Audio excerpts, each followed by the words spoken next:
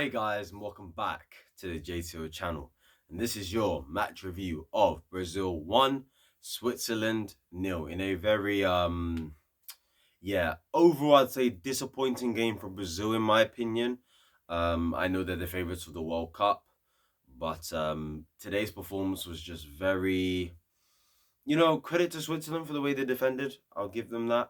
They could have maybe gone on a couple counterattacks. I felt like in their game today, they could have been better with their decision making up front. I think there was a period in that second half where, for I'd say a good 5-10 minutes, they really had the ball and put Brazil under real pressure, but they didn't in that box do enough. They just didn't do enough, man. And um, I gotta give credit to Thiago Silva, Marquinhos, Alexandro, Militao as well. All of them were absolutely fantastic today at the back. Alisson is yet to have a shot faced at him. He's not had to make a save. Every time anybody's made a shot or had a shot, it's been blocked. Just blocked shots everywhere.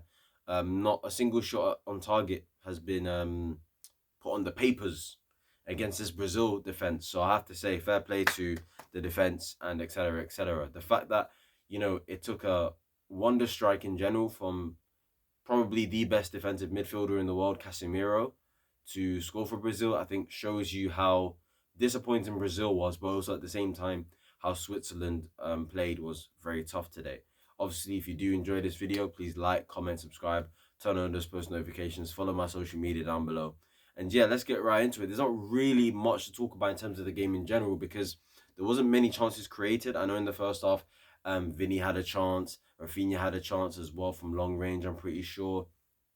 A couple, half chances here and there, couple set pieces that, could have gone anywhere at times. But other than that, there wasn't really much Brazil was creating. Surprisingly, Fred had played. Apparently, it was going to be Rodrigo that was going to play alongside Paqueta.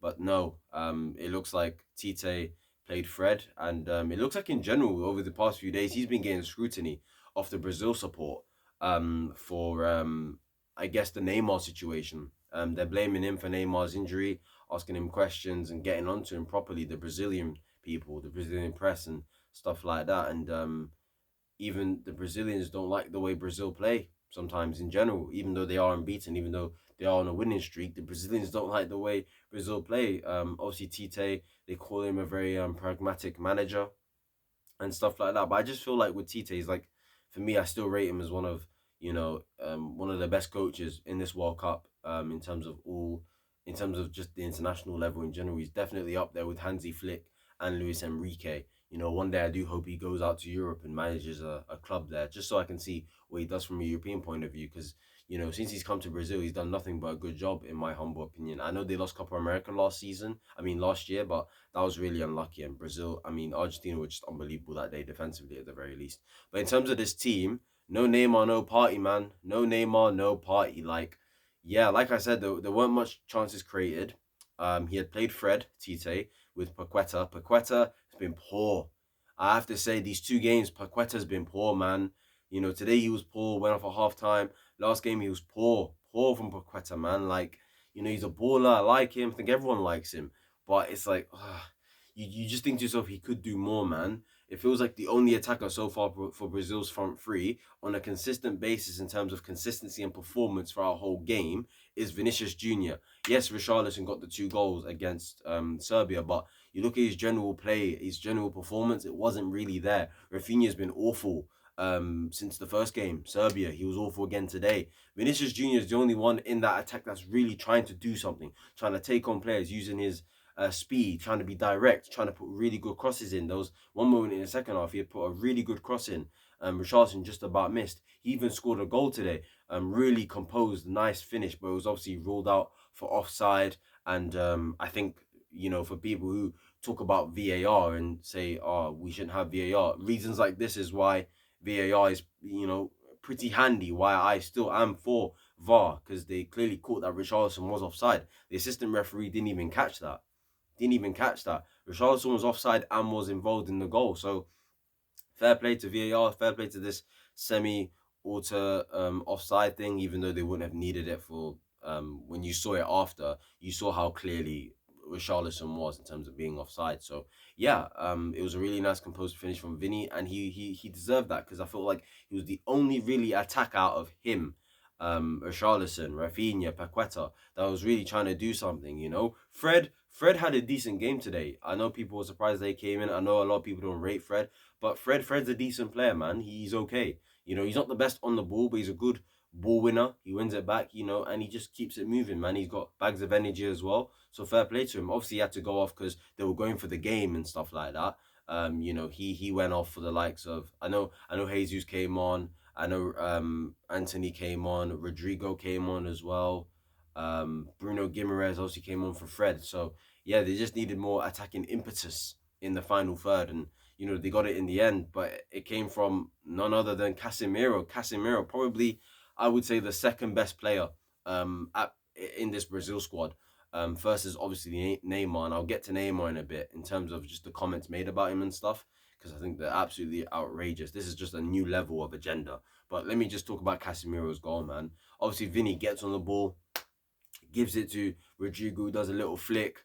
Casemiro, I'm pretty sure it was on the half volley, or was it a normal volley first time? All I know is that he did definitely volley it. Whether it was half or not, I'm not quite sure. I need to see the goal again. I've just forgotten. But it was definitely a volley. Little deflection, goes to the back of the net. No chance for the goalkeeper. Yeah, that was just the type of goal Brazil needed, because I was just watching this game thinking Richarlison's struggling and Rafinha's struggling. Vinny's struggling, but at least he's trying. Rodrigo, he's giving effort. He's trying as well. When he came on, I thought he was pretty decent when he came on. Bruno Guimaraes came on as well. I thought he had a good performance, I know everyone's saying he's the one that should start alongside Neymar when he's fit, when in terms of who that third midfielder is. Because it is a bit of a debate, though, Casemiro is clearly going to be the DM, and then Neymar is going to be that advanced number 8, number 10 with the front three. But then everyone's talking about who's going to be that box-to-box sort of midfielder that's between Casemiro and Neymar, and people debate: is it going to be Fred? Is it going to be Bruno Guimaraes? Is it going to be Paqueta? I think over time, over the years, I think it's been Fred, but then as time has gone on, Paqueta's taken that role more and more, and because of Bruno Guimaraes' resurgence and the fact that he's done so well at Newcastle, now he's the one people are talking about being the one that should take that role, to be in the midfield alongside Neymar and Casemiro. And I do tend to agree, even though I do like Paqueta, but he's not playing well at the moment. And Fred, I don't know, maybe for the big games, Fred probably should be the guy. But again, I feel like Bruno can do everything Fred can and do more and better. So I don't know in terms of that, but I know Fred does perform for Brazil, so it is what it is from that perspective. But yeah, Casemiro has won the strike. What a goal, man. Volley, like I said, into the back of the net. So much speed, so much power into that shot, so much venom into that shot. The celebration was cold as well. The way he was just running, and he was just shoulder shrug like, yeah, I'm that guy. And he is the best defensive midfielder in the world. I low-key think he's underrated. I can't believe I'm saying this, but I feel like everyone knows Casemiro is very good, but I don't think people give Casemiro credit for what he does on the ball and his technique on the ball and what he does with it in terms of his passing, his range of passing. Even a shot like that, he's got that in his locker too. And you know what? I was even surprised that he was in the edge of the box. I mean, what is he even doing there in the first place? I mean, he must have been like, yo, you man in attack ain't doing the business. So you know what? I'm going to get involved. See you later. Boom. Into the back of the net. Great volley. And yeah, fair play. In general, Brazil didn't perform great today. They were poor overall, in my humble opinion. But you're not going to see people criticize them like they do with an Argentina, for example. But it is what it is. People are just people. It's how it is. Just because you see a few poor performances maybe from one of the favorites you had, it doesn't mean you should change your mind about them. But it is what it is. I know Brazil were poor, but it doesn't change my mind about how I feel about them. I feel like they're closely gonna be they're close favorites, man, for me personally. Anyway, like I said, this whole time I've said Argentina. I'm gonna stick with that because I believe in them. I know they can play better, and you know what, so can Brazil are a close second. Every time I look at that squad, I always get tempted to change my mind and say Brazil are gonna do it, and I could, but I'm gonna stick with Argentina. But Brazil are a close second for me personally. Okay, for me personally. Before people start coming at me, just relax. It's just my personal opinion. Loads of people have Brazil. Okay, loads of people have Brazil winning this thing, and that's fair. They have a great attack, fantastic midfield, world-class goalkeepers, great centre backs. Bro, their team is nearly inch perfect. And in terms of Neymar, let's end it on Neymar, right? So after Neymar got injured and it was confirmed that he was going to miss the group stages, people genuinely had the audacity to say that Brazil will look better without Neymar. Neymar holds this team back. Do you know what it is about this country? And you know what? This country does this all the time. You see with Neymar when it comes to pundits or fans in general. They'll praise him, but then they'll say something negative. So they'll say, oh, he's good, but he dives. Oh, he's good, but is he a bad egg in the dressing room? Oh, he's good, but he's a massive crybaby. It's like, so what? So what? And by the way, can't you just praise him for the player that he is and for how talented he is and that how he is the third best player, behind Messi and Ronaldo? Like, in general anyway? Like, come on. This agenda against Neymar is crazy. To say that the best player for Brazil that can do everything that these attackers can do, by the way, in terms of finishing, dribbling, close control, press resistant, making assists, like IQ, like intelligence. What else is there? Crossing, different ranges of passing, creativity. Maybe some of the things may be the same. Goal scoring, like everything I just said. Like what Vinny can bring, Neymar can bring. What Richarlison brings, Neymar can bring. What Rafinha brings, Neymar can bring. The same goes with Martinelli. The same goes with that Pedro kid. The same goes with Anthony. The same goes with Jesus. Neymar brings these things because he's generational. Imagine saying that they look better without Neymar, or saying they're going to look better without Neymar. That's some dumb shit, bro. The guy's one of the best players in the world. What are we talking about here? Put some respect on his name. But no, people. Agendas must run, hey? Agendas must run. There's genuine people that dislike Neymar. That's crazy, bro. That's crazy. That's crazy, bro.